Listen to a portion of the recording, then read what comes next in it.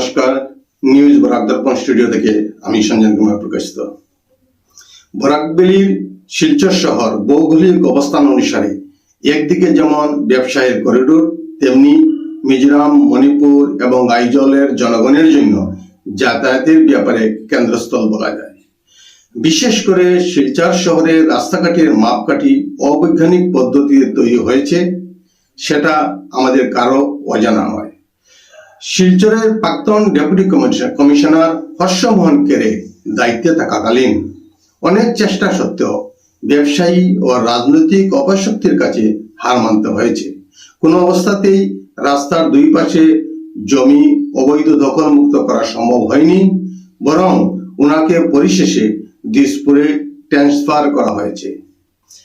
আজ শিলচরের জনগণের উড়ালপদের অবাস্তব স্বপ্ন বাস্তবে রূপায়িত হবে বলে সবাই আনন্দে ভরপুর। সেটা একমাত্র সম্ভব হচ্ছে শিলচর শহরের রূপকার, সর্বকালের সেরা মুখ্যমন্ত্রী ডক্টর হিমন্ত বিশ্ব শর্মা মহাশয়ের দুই উপত্যকার ভারসাম্যমূলক একটি সঠিক পদক্ষেপ। আসাম বাজেটে 700 কোটি টাকা বরাদ্দ করা হয়েছে, সেটা ঐতিহাসিক বলা যায়। এই পদক্ষেপে কাহারও পৌষ মাস, আবার কাহারও সর্বনাশ।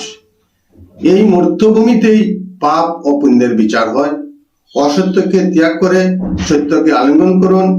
নিউজ বরাক দর্পণ স্টুডিওর পক্ষ থেকে মাননীয় মুখ্যমন্ত্রী এবং বরাকের দুই নবনির্বাচিত মন্ত্রী, দায়িত্বশীল এবং শিলচরের বিধায়ক দীপায়ন চক্রবর্তী মহাশয়কেও নিউজ বরাক দর্পণ স্টুডিওর পক্ষ থেকে অনেক অনেক ধন্যবাদ এবং শুভেচ্ছা জ্ঞাপন করছি। নমস্কার।